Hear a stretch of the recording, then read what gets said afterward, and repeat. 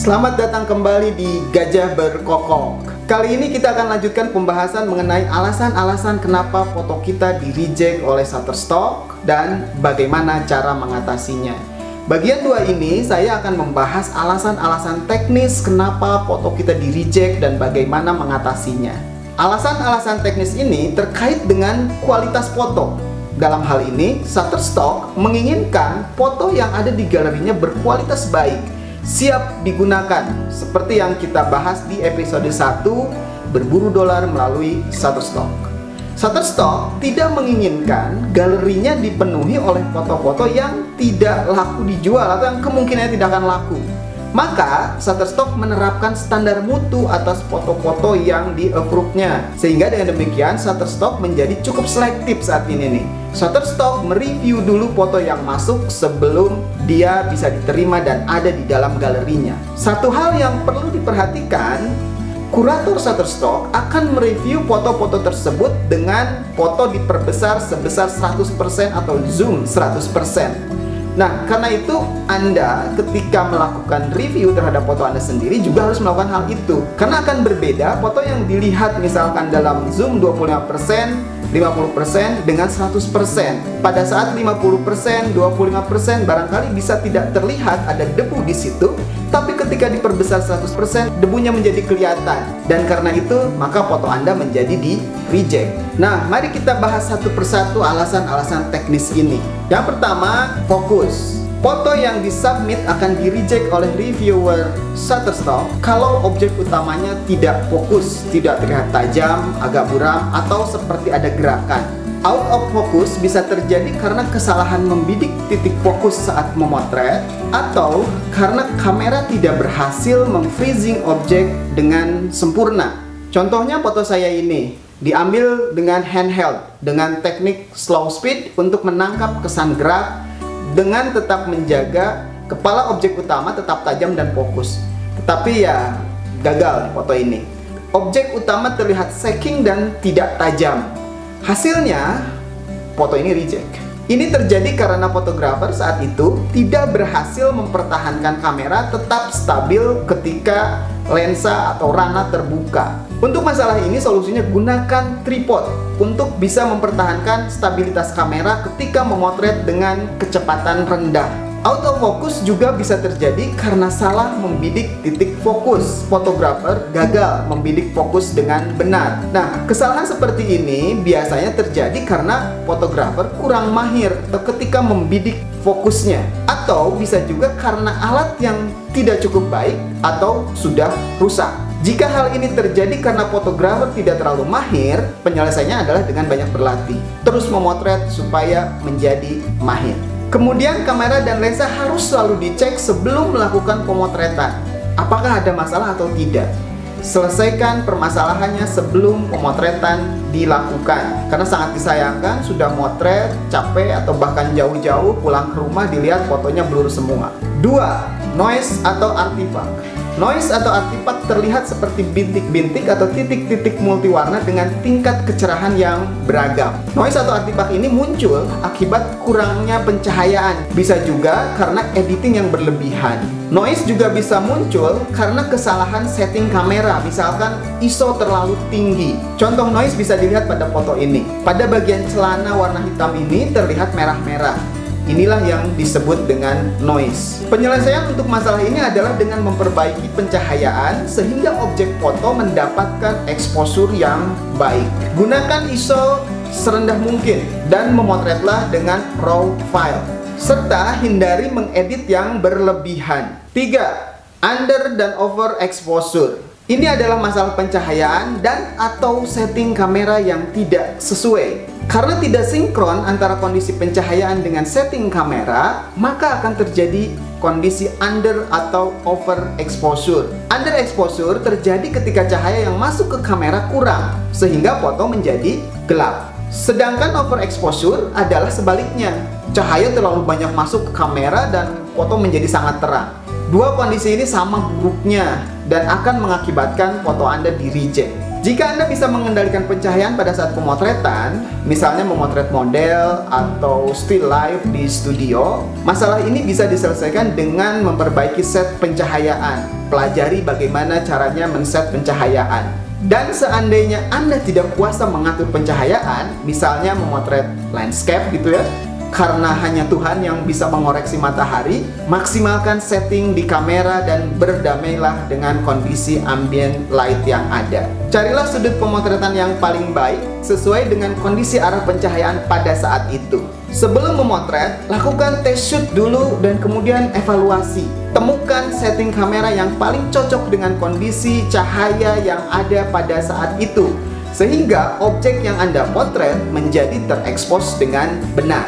Upayakan juga untuk memotret pada waktu-waktu terbaik, golden hours misalkan ya, pagi hari atau sore hari menjelang sunset. Hindari pemotretan di tengah hari. Ini terkait dengan segitiga exposure teman-teman. Kaitan dengan teknis pemotretan ini lebih jauh akan saya bahas dalam video yang lainnya. 4. Sensor lens dust. Sensor kamera atau lensa yang kotor, sehingga dalam foto yang dihasilkan muncul kotoran bintik hitam atau bisa jadi juga bentuk lain, tergantung kotorannya bentuknya seperti apa. Ini terjadi karena lensa atau sensor kamera Anda tidak dibersihkan.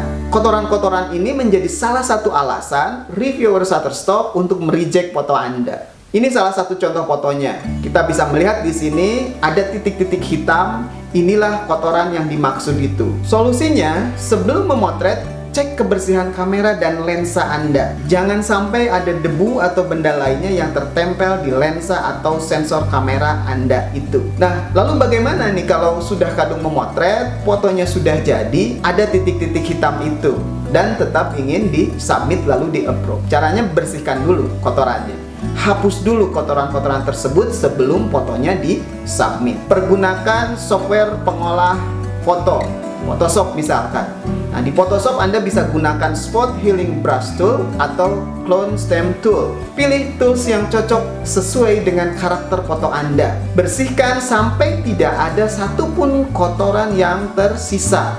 Ada satu saja kotoran tersisa, Shutterstock akan mereject foto Anda. Nah, setelah itu, kalau sudah bersih, upload lagi dan submit lagi. Kemungkinan besar foto Anda akan di-approve.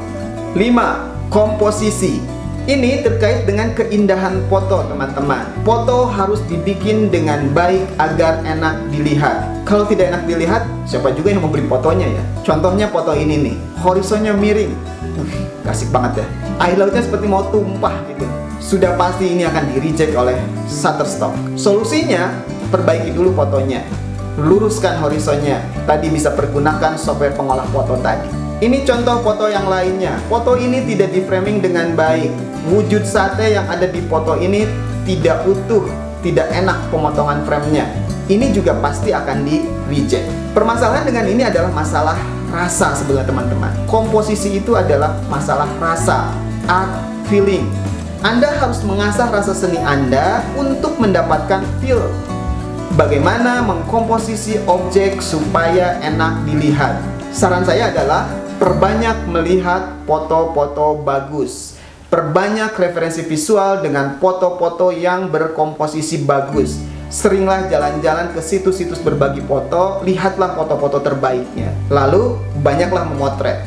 Aplikasikan imaji-imaji yang Anda dapat dari referensi-referensi tadi ke dalam karya foto Anda. Setelah itu, mudah-mudahan foto Anda menjadi jauh lebih baik dari sisi pengkomposisian. 6.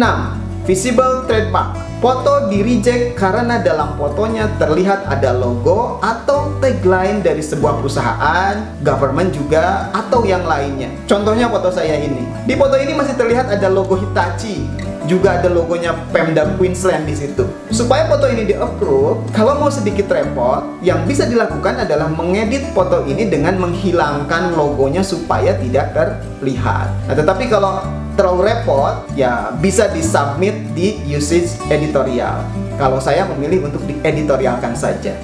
Kalau secara teknis pemotretan, cari angle yang bisa membuat logo-logo tersebut tidak terlihat. mungkin bisa dilihat dari sudut yang lain, sehingga logo-logo tersebut tertutupi oleh objek yang lain. Hal lain yang juga penting diingat, kalau teman-teman mau mempergunakan model untuk membuat foto, ingatkan model teman-teman untuk menggunakan pakaian yang bebas logo dan tulisan. Mintalah model teman itu memakai kaos atau kemeja polos misalkan.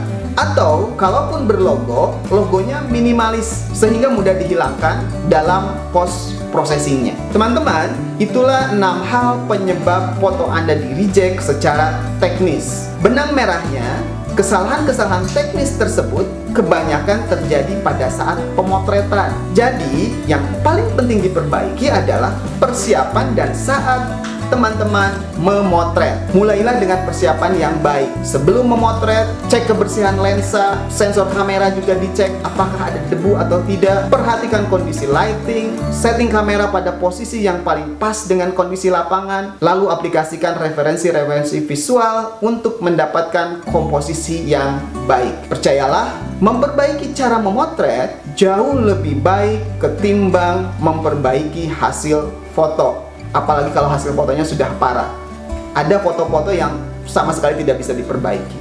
Nah, dengan foto yang sudah baik saat keluar dari kamera akan menghemat banyak waktu untuk melakukan editing. Editing sendiri tetap diperlukan, tetapi sifatnya hanya touch up saja untuk memperbaiki kesalahan-kesalahan kecil pada saat pemotretan.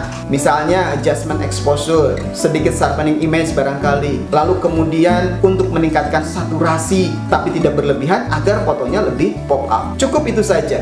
Jangan terlalu berlebihan melakukan editing. Lalu mulailah juga untuk belajar mengkurasi. Jadilah kurator pertama untuk foto Anda sendiri. Syaratnya, teman-teman harus jujur. Kalau fotonya memang masih tidak fokus, blur, gak perlu untuk dipaksakan di submit. Toh akhirnya juga akan di reject. Lalu kemudian kalau komposisinya belum enak, coba dicari komposisi yang lebih baik. Di crop untuk menemukan komposisi terbaiknya. Atau cari foto lain yang lebih baik. Kalau sudah dicoba tidak juga baik, lupakan juga. Nah, lama-kelamaan teman-teman akan mahir melihat foto mana yang kemungkinan akan di-approve dan mana yang kemungkinan akan di-reject. Teman-teman submitlah foto-foto yang kemungkinannya akan di-approve saja. Dengan demikian, kemungkinannya foto-foto teman-teman akan lebih banyak yang di-approve daripada yang di-reject.